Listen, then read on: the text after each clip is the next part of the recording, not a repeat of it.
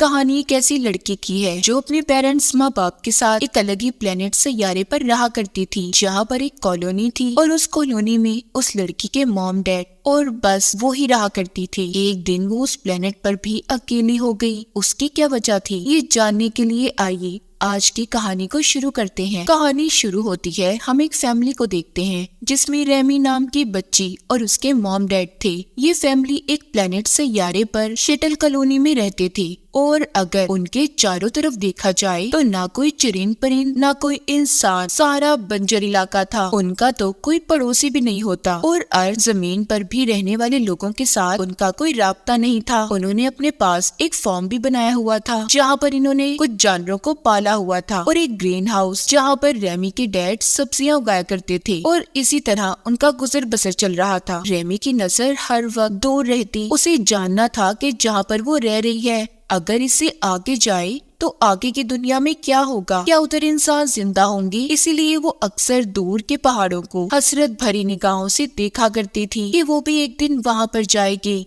मगर उसकी मॉम हर वक्त उसे इन कामों से मना किया करती थी। मगर इस फैमिली को एक उम्मीद थी कि कभी न कभी इस प्लेनेट पर भी अर्थ जमीन की तरह लोग आकर बस जाएंगे। एक दिन रेमी के डैड घर में देर से आते हैं। वो बहुत ज्यादा परेशान लग रहे थे। रेमी भी खड़ी चुपके से मॉम डैड की बातों को सुन लेती है। रेमी के डैड को शक था कि कहीं उनके आसपास अजनबी लोग हैं जो उनके घर में घुसना चाहते हैं। ये बातें रेमी भी सुन लेती है। अब रात को रेमी के डैड उसके पास आते हैं और कहते हैं, बेटी परेशान नहीं हो, ऐसा कुछ नहीं होगा और जो कुछ तुमने सुना डरने की कोई जरूरत नहीं है, मैं सब संभाल लूंगा। मगर रेमी अब भी डरी हुई थी। एक सुबह जब वो जागती है तो खिड़की पर खून से किसी ने लिव लिखा हुआ था कि यहाँ से चले जाओ। ये सब देखकर रेमी के मॉम डैड डर जाते हैं। उसके डैड ने जल्दी से राइफल उठा ली थी और यहाँ वहाँ देखने लगते हैं कि आखिर कौन है जो ये सब कर रहा था। रेमी के मॉम भी उसे लेकर छुप जाती हैं। तभी कुछ देर के बाद रेमी के मॉम डैड को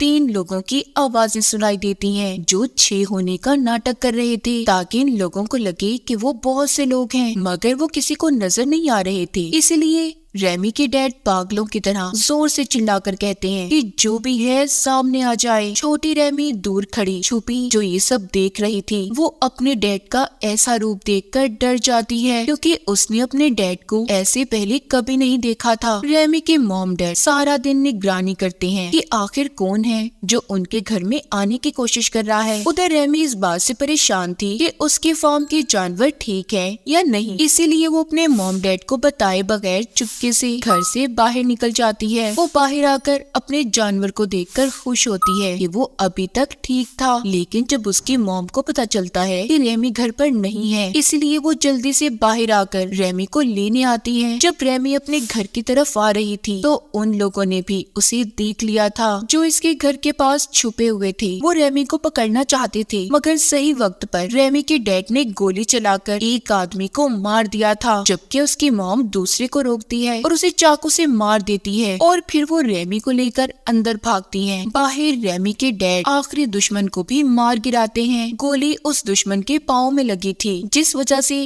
वो जख्मी हो गया था। अब रेमी के डैड पहाड़ों की तरफ जाते हैं और उसकी मॉम मरे हुए लोगों के पास से हथियारों को जमा कर रही थी। तभी रेमी देखती है कि मरने वाले लोगों में एक लड़की भी थी। अब रेमी और उसकी मॉम ने खुद को घर में बंद कर लिया था और डैड का इंतजार करने लगती हैं। मगर रात गुजर गई थी, रेमी के डैड अब तक वापस नहीं आए थे। इस बात से रेमी की मॉम बहुत ज्यादा परेशान हो जाती है। वो अपने हाथ में एक बड़ा चाकू पकड़कर रेमी को अपने साथ लेकर अपने हस्बैंड को ढूंढने का फैसला करती है। मगर तभी उनके दरवाजे से एक अनजान आदमी अंदर आता है। इसका मतलब रेमी के डैड मर चुके थे। इस अनजान आदमी ने उन्हें मार दिया था। ये आदमी कोई और नहीं बल्कि वही था जिसे कल रेमी के डैड ने पैर पर गोली मारी थी। वो अपना नाम जेरी बताता है और कहता है कि ये मेरा घर है और तुम लोगों ने मेरे मॉम डैड को मारकर यहाँ पर कब्जा किया है, इसीलिए मैं अब अपने घर को छोड़कर नहीं जाऊंगा। मैं बहुत मुसीबतों के बाद यहाँ पर पहुँचा हूँ और अगर तुम मेरे साथ अच्छे से रहोगे, बुरा बर्ताव ना करो, तो अपनी बेटी के साथ यहाँ पर रह सकती हो। वैसे भी तुम्हारे हस्बैंड को तो मैं मार चुका हूँ और मैं तुम्हारी और तुम्हारी बेटी की जिम्मेदारी उठाने के लिए भी तैयार हूँ। मगर ये सारी बातें सुनकर रेमी की मॉम बाहर आ जाती है और रेमी को लेकर छुप गई थी। रेमी जो बहुत ज्यादा रो रही थी, वो अपनी मॉम से कहती है कि मॉम चले यहाँ से, हम यहाँ पर नहीं रहेंगे। मगर उसकी मॉम जानती थी कि इस प्लेनेट के बाहर जिंदगी आसान नहीं है, इसलिए अब वो जेरी के साथ ही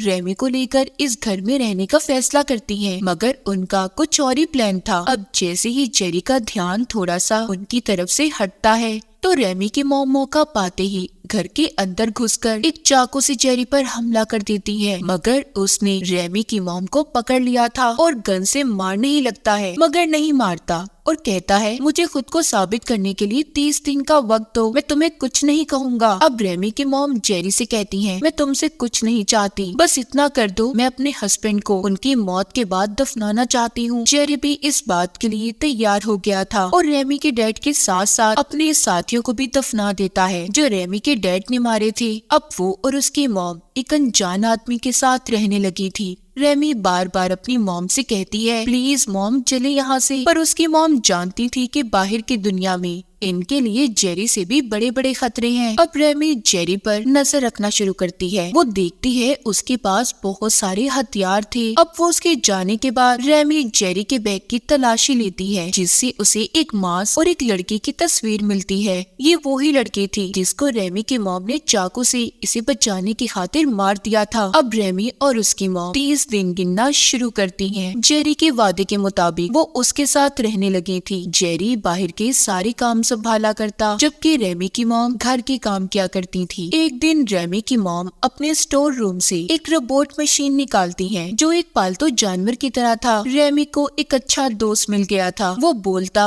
और रेमी से बातें किया करता था। एक दिन खाना खाने के बाद रात को रेमी की मॉम बैठकर जेरी से बात करती है। जेरी को सारी सच्चाई बताती है, कहती है कि जब हम यहाँ पर पहुँचे तो तुम्हारे मॉम डैड पहले ही मर चुके थे। हम अर्थ जमीन पर रहने वाले लोग थे, मगर हमारा स्पेसशिप क्रैश हो गया, तबाह हो गया, जिसकी वजह से हम यहाँ पर फंस गए और दोबारा कभी अर्थ पर ना जा सके। अब सब जानने के बाद जेरी भी उनके साथ ठीक हो गया था। इसी तरह वक्त गुजरता रहता है। रेमी की मॉम और जेरी के दरमियान में अब एक रिश्ता बन चुका था। ये सब बातें जब रेमी देखती है तो उसे बिल्कुल भी अच्छा नहीं लगता, क्योंकि आज भी वो जेरी को अपने डैड का कातिल समझ थी। इसीलिए रेमी अब सोचती है, वो अपना सामान तैयार करती है और बिना कुछ सोचे समझे अपने स्टेशन को छोड़ने का फैसला कर लिया था। वो ये भी नहीं जानती थी कि आगे उसे जाना कहाँ है। इसका मतलब ये था कि बाहर कोई जिंदगी नहीं थी। अब रेमी जब थोड़ा सा और आगे जाने लगती है तो वो देखती है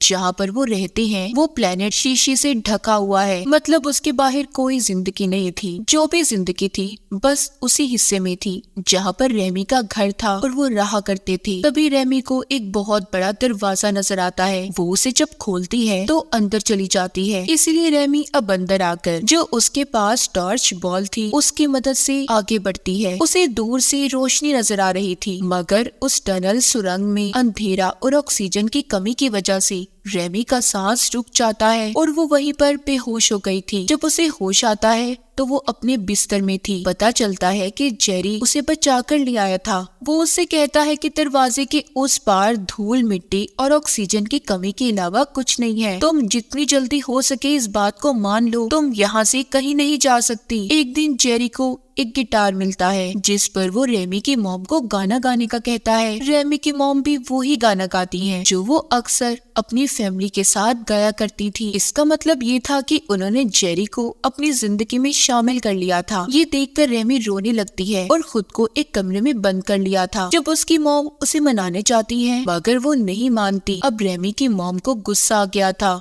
और वो जेरी को मारने के लिए एक गन उठा लेती हैं, क्योंकि वो ये सोच रही थी कि इसकी वजह से उसकी बेटी नाराज हो गई और उसने अपने हस्बैंड को भी खो दिया। जैसे ही वो उस पर गन को चलाने लगती है मगर उसमें कोई गोली नहीं थी, इसलिए अब वो चाकू लेने भागती है। जेरी भी उसके पीछे जाता है। बाहर खड़ी रेमी ये सब देख रही थी। जेरी ने अब रेमी की मॉम को भी मार दिया था। ये देखकर तो रेमी टूट गई थी। अब वही होना था जो इसने कभी सोचा भी नहीं था कि उसे एक अनजान और अपने मॉम डैड के कातिल के साथ जिंदगी गुजारनी थी, इसलिए अब वो उससे बचने के लिए यहाँ से भागती है। जेरी ने उसे पकड़ लिया था और उसे रुकने का कहता है। एक छोटी बच्ची होने की वजह से रेमी के पास कोई रास्ता नहीं था, इसीलिए अब उसे जेरी के साथ ही रहना था। रेमी की मॉम को भी उसी पहाड़ पर दफना दिया जाता है जहाँ पर उसके डैड दफन थे। वक्त ऐसे ही गुजरता रहता है। रेमी अब बड़ी हो चुकी थी और एक खूबसूरत लड़की बन जाती है जो जेरी के साथ रह तो रही थी पर उदास और बिल्कुल चुप। मगर अब उनके आसपास और भी बहुत से जानवर थे, बहुत सी सब्जियां थी। एक दिन जेरी रेमी को